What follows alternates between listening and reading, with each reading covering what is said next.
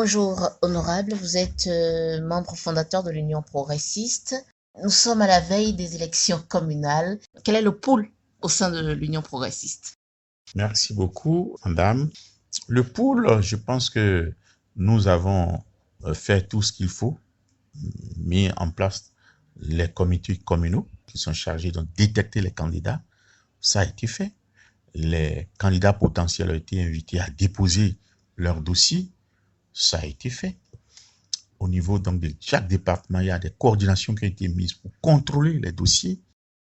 Alors, j'ai quand même une préoccupation, honorable Benochi. Est-ce que, en tout cas, sans vouloir parler d'exclusion, cette fois-ci s'agissant des élections communales, est-ce que les nouvelles lois, les nouvelles dispositions ne favorisent pas la difficulté de participation aux élections communales pour les autres partis, outre les deux partis principaux actuellement au Bénin, s'agissant du bloc républicain et de l'Union progressiste, quand on sait que eux, quand même, ils sont plus ou moins cotés, donc qu'on le veuille ou pas, ils vont y participer, sans vouloir faire un procès. Donc, est-ce que nos nouvelles dispositions partant du nombre de candidatures et autres, est-ce que ça ne rend pas difficile l'accès aux élections communales pour les partis? Merci. Je sais qu'au niveau donc du ministère de l'Intérieur, il y a 12 partis politiques qui sont régulièrement enregistrés, si je ne m'abuse même un 13e, on nous avait dit, au plus 13 partis politiques qui sont invités à compétir au même pied d'égalité. Donc, le nouveau code électoral a fixé des règles. Donc, tous les partis politiques ont été invités, dans le respect des dispositions du nouveau code, à compétir. Et le calendrier, la Sénat a invité tous les partis politiques régulièrement enregistrés au Bénin pour leur donner les consignes nécessaires, partager avec tous ces partis les dispositions du code électoral et les inviter donc à les respecter pour déposer les dossiers de candidature. Donc, c'est à l'endroit de tous les partis politiques. Donc, à l'étape où on en est, personne ne peut parler d'élection exclusive parce qu'il faut que... Non, de toute façon, il n'y aura pas d'élection exclusive. Il faut que tous les partis politiques aient fini de déposer leur dossier, que la Sénat nous fasse le point pour qu'on connaisse le nombre de partis politiques ayant pu déposer leur dossier. La Sénat va étudier les dossiers, puis après valider les candidatures de tel ou tel parti. Ce n'est qu'à l'issue donc de ce processus au niveau de la Sénat que nous pourrons connaître le nombre de partis politiques qui vont compétir. Mais dans tous les cas, on ne pourra plus parler d'élections exclusives parce que personne n'a exclu personne. Les règles sont générales. La loi est générale et elle est impersonnelle et d'application générale. Mais est-ce que vous n'êtes pas d'accord, honorable, que d'une manière ou d'une autre, les nouvelles règles ne facilitent pas la chose? Forcément, c'est ce que nous avons voulu. C'est ce que la classe politique a voulu. La réforme du système partisan. Vous savez que nous avons pratiqué notre système partisan tel que nous l'avons hérité de la Conférence nationale des forces vives de la nation depuis 90. Nous l'avons expérimenté et l'ensemble de la classe politique a fait le diagnostic qu'il faille aller vers la réforme du système partisan. Parce que si on ne le fait pas, on continuerait d'avoir droit avec les partis de clans, les partis de famille, les partis d'amis, de copines, de copains, mais qu'il faut qu'on arrête avec cela pour que la politique ne soit plus un vaste champ de marchandage et de toutes sortes de pratiques malsaines. Nous avons voulu cela. Et c'est pour cela que on est allé à ces réformes-là. Et dernièrement, le dialogue politique a recommandé forcément qu'on fasse la relecture du code électoral. Et c'est ce qui a conduit au nouveau code qui a été donc promulgué pour renforcer les partis politiques, pour donner aux partis politiques leur rôle, et pour avoir désormais des partis d'envergure nationale, d'ancrage national. Et c'est ça, ces règles ont édité des principes qui contraignent les partis politiques à fusionner pour être de grands partis politiques. Après la promulgation de cette loi, si quelqu'un ne comprend pas que tant qu'on ne sera pas un grand parti politique, qu'on ne pourra plus compétir au Bénin, ça veut dire que la personne s'est fait prendre à son propre jeu, à son propre piège. Et ce n'est qu'à l'issue des consultations prochaines ou successives que, de façon naturelle, il y aura élimination d'un certain nombre de partis politiques qui ne respectent pas les nouvelles dispositions. Et ce n'est que les partis politiques qui respectent les dispositions du nouveau code qui pourront donc survivre. Parce que la loi a prévu aussi que lorsque vous ne participez pas à un certain nombre, successivement à 2 élections, vous êtes déclaré dissoute. Hein? Donc, le ministère de l'Intérieur prend l'initiative pour que ce parti soit déclaré dissous. Donc, ça veut dire que ce n'est qu'à l'issue, à l'épreuve des consultations que nous pourrons savoir quels sont les partis qui peuvent continuer à exister. Parce que avoir 10% au plan national du suffrage national pour pouvoir participer au partage des sièges, ce n'est pas de l'amusement. Donc, on l'a expérimenté lors des élections législatives, vous avez vu, et on s'en va encore l'expérimenter avec les élections communales. Et c'est après ça qu'on connaîtra qui est qui. Quel parti peut continuer d'être appelé du nom de parti politique que ceux qui respectent les nouvelles dispositions, qui sont contraignantes, il faut l'avouer, des dispositions très contraignantes même. Oui, on l'a voulu, la classe politique l'a voulu, pour assainir le paysage politique, que désormais, lorsqu'un parti politique existe au Bénin, qu'on puisse dire oui, il est d'envergure nationale. Pour que désormais, au moins, c'est que ce que nous décrions jusque-là, que depuis 30 ans que nous expérimentons l'expérience démocratique, aucun parti politique n'a pu générer un chef d'État. Et c'est une incongruité de notre démocratie qu'il faut corriger. Je pense peut-être avec cette réforme-là, on y parviendra un jour. Quelle place faites-vous au sein de l'Union progressiste aux femmes pour cette élection? Les textes fondateurs de l'Union progressiste sont les statuts de l'Union progressiste. Dispose clairement qu'il faille faire une place importante aux femmes de l'Union progressiste dans toutes les instances de décision, lors des positionnements sur les listes électorales, tout cela. C'est au moins 30% de femmes qui est indiqué comme baromètre. Et au niveau de toutes les instances dirigeantes de l'Union progressiste, on met tout en œuvre pour pouvoir respecter ces dispositions de nos statuts. Nous sommes dans les préparatifs pour les élections communales. Les consignes ont été clairement données au niveau donc de toutes les communes, aux comités communaux qui ont été investis pour investiguer et proposer donc des candidats potentiels, puis après des candidats. Il a été clairement dit de tout faire pour faire la part belle aux femmes Union progressiste qui désirent figurer sur les listes électorales, ou même d'aller les inciter à s'engager politiquement et pour les positionner. Si je peux donner l'exemple de ma commune, mon département, au niveau de la coordination départementale, nous avons mis un point d'honneur au respect de cette directive qui a été donnée par la direction de l'Union progressiste. Mais à l'épreuve, je puis avouer que ce n'est pas une chose facile. Nous aurions voulu donc tout faire pour respecter ce critère-là.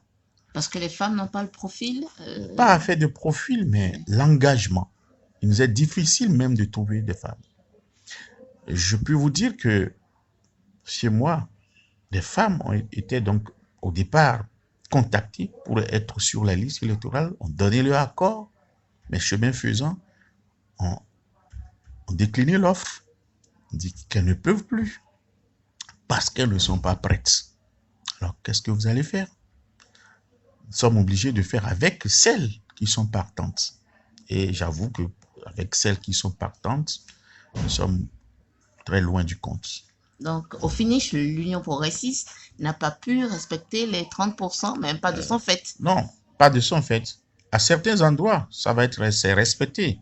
Mais en plusieurs autres localités, ce n'est pas respecté. Parce qu'il n'y a pas de la matière première. Il n'y en a vraiment pas. Donc, nous avons un travail à faire. On doit continuer donc de sensibiliser nos femmes, de les former Voilà. À l'engagement politique. Nous savons que c'est un grand problème.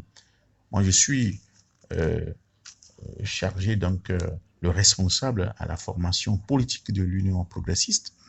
Je vois ça comme un grand défi que je vais partager avec l'ensemble donc de mon équipe, aussi avec le vice-président chargé de la communication, de la formation. Nous étudierons cela pour voir qu'est-ce qu'il faut faire pour organiser des formations à l'intention de nos femmes, pour les inciter à l'engagement politique. Bon, nous ne savons pas, parce qu'il faut qu'on fasse des études. Qu'est-ce qui fait que nos femmes, malgré qu'elles soient donc militantes, mais quand il s'agit de figurer sur des listes, elles sont réticentes. Donc, nous n'allons pas nous décourager, nous allons continuer. Pour cette fois-ci, nous ne pourrons pas atteindre l'objectif. Par endroit, c'est atteint, c'est dépassé même. Quand on fait la moyenne, on ne pourra pas donc être à 30%.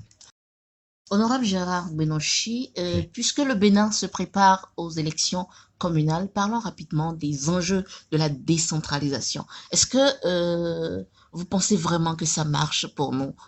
Merci beaucoup.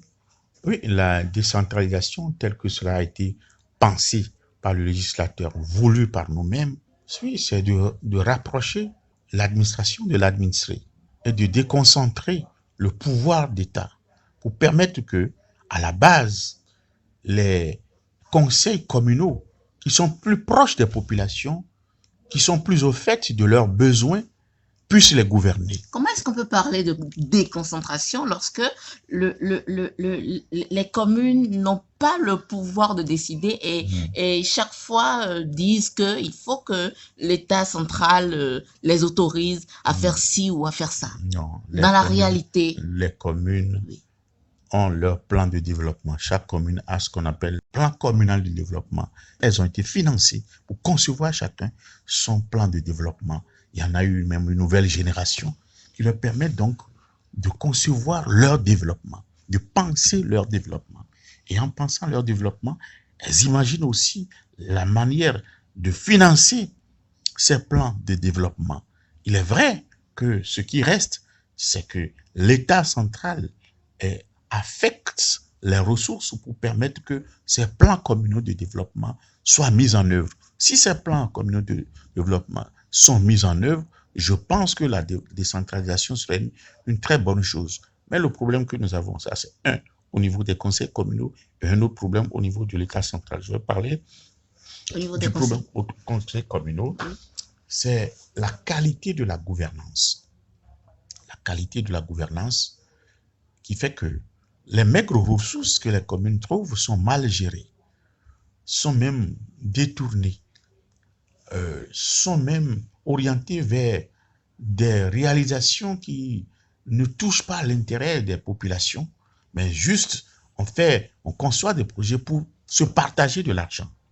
Et la qualité des conseils communaux, des maires, c'est fait que c'est parti déjà du code électoral qui dit que les conseils communaux doivent savoir seulement lire et écrire. C'est le critère, ça. Il faut savoir lire et écrire. Mais ça ne suffit pas. Ça ne suffit pas. Pour pouvoir bien comprendre les enjeux, lire par exemple le budget, concevoir le développement à la base, gérer les problèmes des populations. Il ne suffit pas de savoir lire et écrire. Le problème est là. Ça, c'est un des problèmes. Deuxième, au niveau de l'État, il faut affecter donc du personnel de qualité au niveau des communes pour permettre que ceux qui sont les conseillers communaux soient bien encadrés pour que l'administration locale puisse être une administration performante. C'est un autre problème à gérer. Et dans tous les séminaires, dans tous les ateliers, les recommandations vont dans ce sens-là pour que l'État puisse affecter du personnel de qualité au niveau de toutes les communes. En plus de cela, quand je parle de l'affectation des ressources, l'État fait des efforts. Il est vrai que il est demandé qu'au moins l'État envoie au moins 15% du budget, dispose de 15% du budget comme cagnotte à répartir à toutes les communes. On n'y est pas encore, mais quand on fait le point de ce que le choix fait par le gouvernement actuel, plusieurs projets que l'État central va réaliser directement, quand on fait le point, on ne serait pas loin. Mais au moins, le fonds d'aide au développement des communes qu'on appelle le FADEC, tant affecté que non affecté, quand on agrège le gouvernement du Bénin dans les lois de finances successives du gouvernement de la République, on tend vers les 40 milliards chaque année qui sont donc répartis à toutes les communes, alors que par le passé, on était au plus à 2 milliards dans chaque budget réparti. Mais aujourd'hui, c'est une cagnotte de 40 milliards qui est répartie, qui va vers les différentes communes. Si ces ressources sont bien gérées, je pense que cela changerait le cadre de vie au niveau donc local, cela impactera la vie des populations au niveau local. Donc ce qui reste, moi je continue de le dire, c'est la bonne gestion des ressources qui sont donc affectées au niveau des communes, au niveau de la gouvernance locale, et pour y parvenir, il faut qu'on ait des ressources humaines de qualité pour pouvoir donc bien gérer ces ressources. Vous pensez que le défi sera relevé avec ces élections?